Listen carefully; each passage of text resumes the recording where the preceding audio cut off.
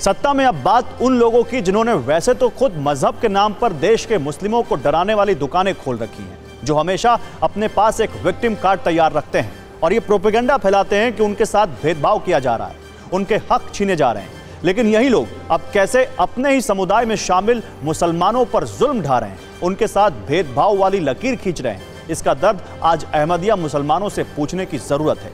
इस देश में अहमदिया मुसलमानों के हक छीनने की एक बहुत बड़ी और खतरनाक साजिश हो रही है और इसका सबूत है आंध्र प्रदेश वक्फ बोर्ड का एक फरमान, जिसमें उसने देश के अहमदिया मुसलमानों को काफिर बताया है और कहा है कि अहमदिया मुस्लिम असल में मुसलमान हैं ही नहीं।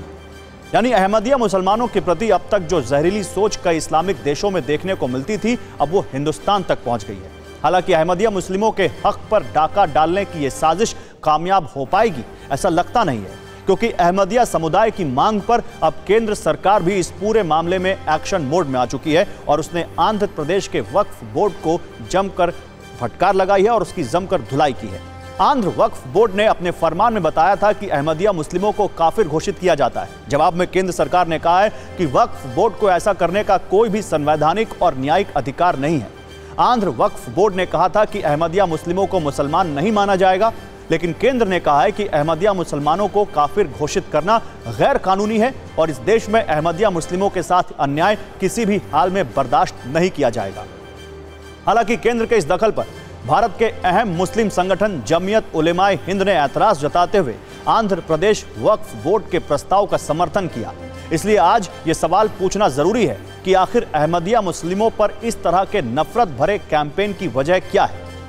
लेकिन इस खबर की कुंजी के आगे के पन्ने खोलने से पहले आपको यह समझने की जरूरत है कि आखिर अहमदिया मुस्लिमों के साथ जिस काफिर शब्द को जोड़ने पर विवाद है, उसका मतलब क्या है। दरअसल काफिर एक अरबी शब्द है जिसका शाब्दिक अर्थ है अस्वीकार करने वाला, गैर मुस्लिम जो खुदा को ना माने। इस शब्द का इस्तेमाल अलग अलग संदर्भों में गैर मुस्लिमों के खिलाफ होता रहा है।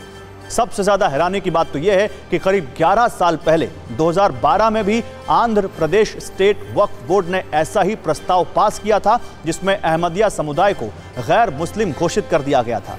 हालांकि इस प्रस्ताव को आंध्र प्रदेश हाईकोर्ट में चुनौती दी गई थी और अदालत ने इस प्रस्ताव को अंतरिम रूप से निलंबित कर दिया था।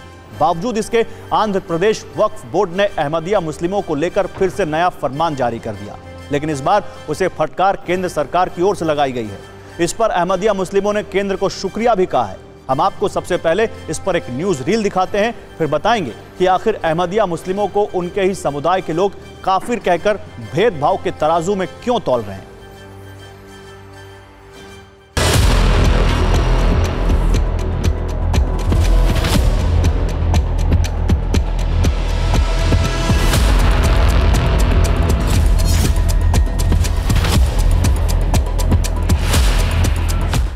फ़िरक़ा, ये इसको हम काफिर नहीं बोल रहे हैं, बल्कि पूरे आलम इस्लाम में बाज़ाब्ता ये कन्फर्म है, जितने मुस्लिम कंट्रीज़ हैं सब जगह ये कन्फर्म कर दिया गया है कि ये काफिर है। तो बाज़ाब्ता वक्फ बोर्ड से कोशिश करके इस बात को मंजूर कराया गया कि ये मुसलमान नहीं है, ये एक जनरल किस्म का फ़िरक़ा है अहमदी। हिंदुस्तान के संविधान के मुताबिक हर इंसान को ये हक हासिल है कि वो जिस धर्म की तरफ चाहे अपने आप को मंसूब करे और उसका पालन करे।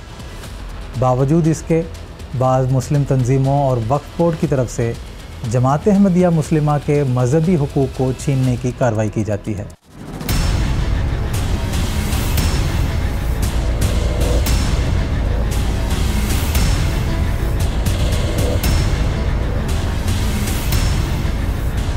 वक्फ बोर्ड को हक क्यों नहीं बनता भाई? वक्फ बोर्ड का हक बनता है। वक्फ बोर्ड मुसलमानों की जायदाद है, मुसलमानों की वक्फ की हुई जायदाद है, उससे मुसलमानों को ही फ़ायदा पहुंचेगा। कोई गैर मुस्लिम आएगा तो उसको फ़ायदा नहीं पहुंचाएंगे।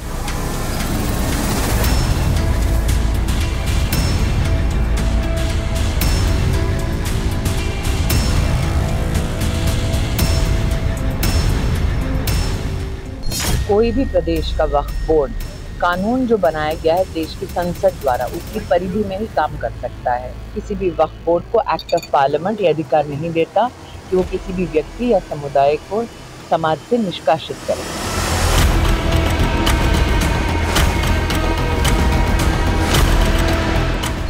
इसी तरह के फतवों ने मुसलमानों की आदत आज कर दी है ये कोई पाकिस्तान नहीं है कि जो अपने को इस्लामी मुल्क कहता हो, जहाँ सबको काफिर कह दिया जाता है।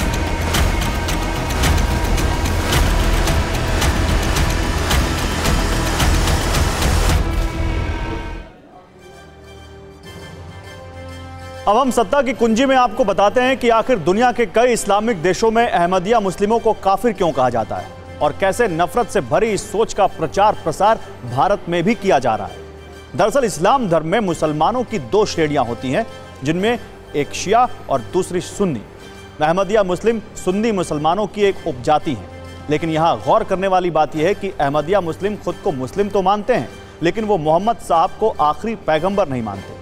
वो अपने गुरु मिर्जा गुलाम अहमद को पैगंबर मोहम्मद के समकक्ष मानते हैं, जबकि पूरी दुनिया में इस्लाम धर्म को मानने वाले पैगंबर मोहम्मद साहब को ही अपना आखिरी पैगंबर मानते हैं। और यही बात अहमदिया मुस्लिमों को बाकी मुसलमानों से अलग करने की वजह है। इसी वजह से अहमदिया मुस्लिमों के साथ काफिर शब्द जोड़ा जा रहा है। पाकिस्तान में 1974 में अहमदिया मुस्लिमों को गैर मुस्लिम घोषित किया गया था, जहां की मस्जिदों में अहमदिया मुसलमानों की एंट्री तक बैन है। और जब अहमदिया मुसलमानों पर यही पाकिस्तानी विचार भारत में भी थोपने की कोशिश की जा रही है, जो एक चिंता की बात है। हालांकि अच्छा संकेत है कि सरकार ने इसमें त्वरित हस्तक्षेप किया है, ताकि भारत के लोकतांत्रिक और संवैधानिक मूल्यों की रक्षा की जा सके।